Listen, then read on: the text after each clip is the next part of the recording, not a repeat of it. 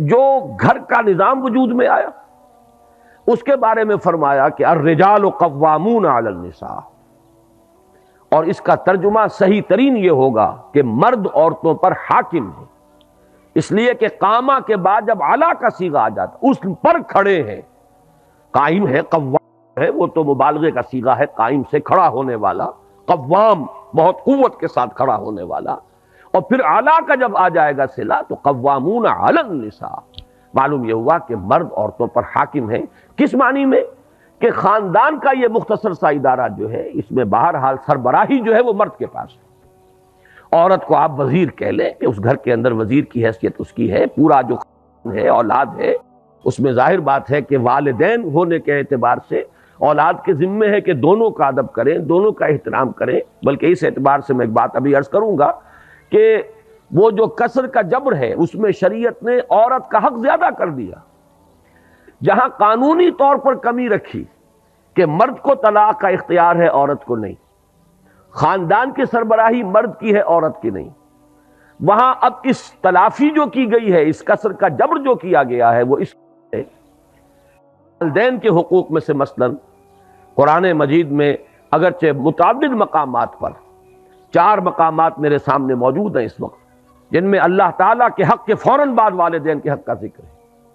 وَقَضَىٰ رَبُّكَ أَلَّا تَعْبُدُوا إِلَّا إِيَّاهُ وَبِالْوَالِدَيْنِ إِحْسَانًا، لیکن 2 مقامات ایسے ہیں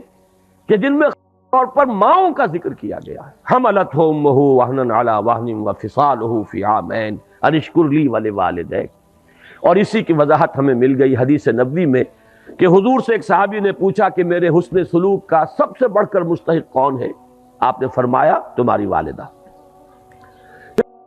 کے بعد کون؟ پھر فرمایا تمہاری والدہ،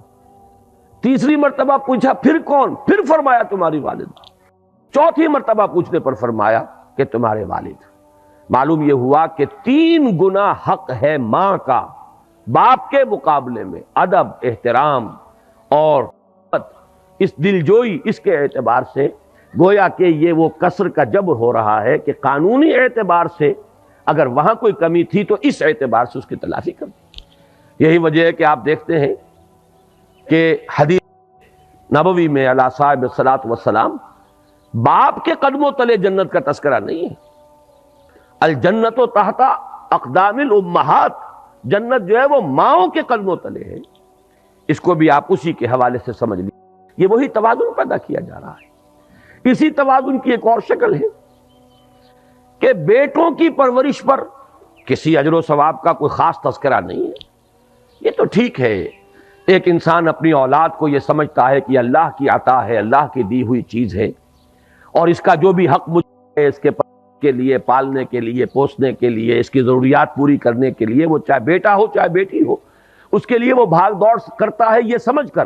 کہ یہ اللہ کی طرف سے مجھ پر ذمہ داری عائد کی گئی ہے، تو خواہ وہ بیٹا ہو خواہ بیٹی ہو، دونوں کے اعتبار سے اجر ملے گا انسان کو۔ ویسے یہ کہ طبعی محبت کے تحت تو جانور بھی اپنے اولاد کی پرورش کرتے ہیں اور خبرگیری کچھ کرتے ہیں،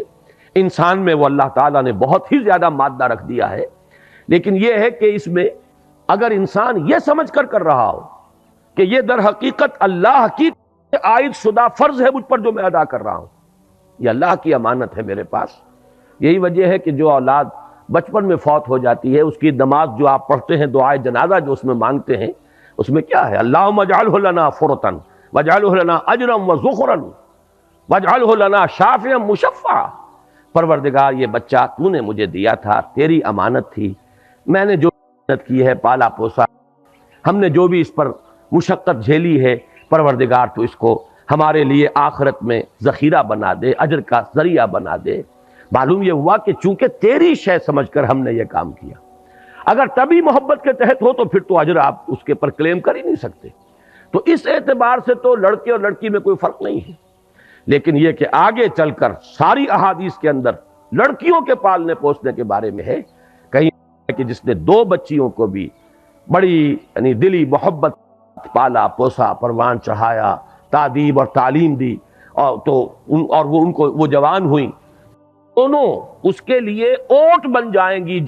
قیامت کے دن کہ جہنم میں نہیں جانے دیں گی، سترم من النار، اوٹ اور پردہ بن جائیں گی جہنم سے، اور بعض روایات میں تو ایک بچی کے بارے میں بھی یہ موجود ہے۔ تو معلوم یہ ہوا کہ ایک ہے قانونی نظام، ایک ہے یہ اخلاقی نظام۔ قانونی نظام میں وہ کیوں فرق رکھا گیا، وہ بھی بڑی ہی سیدھی سی بات ہے، منطقی سی بات ہے۔ اگر آدمی ضد پر ڈھٹائی پر نہ اتر آئے تو عقل سلیم اسے قبول کرے گی، اور وہ یہ ہے کہ کسی بھی ادارے کے دو سربراہ بالکل مساوی اختیارات والے نہیں ہو سکتے۔ اگر ہوں گے وہ ادارہ جو ہے اس میں فساد پیدا ہو جائے گا، بد انتظامی ہوگی، ہنگامہ ہوگا، نظم قائم رہ ہی نہیں سکتا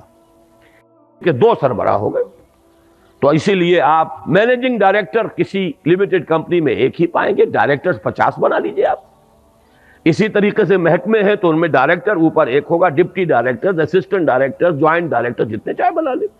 لیکن یہ پر جا کر اگر ایک سربراہ ہے، ایک کی مرضی، ایک کی ثوابدید، ایک کی جو بھی ترجیحات ہیں،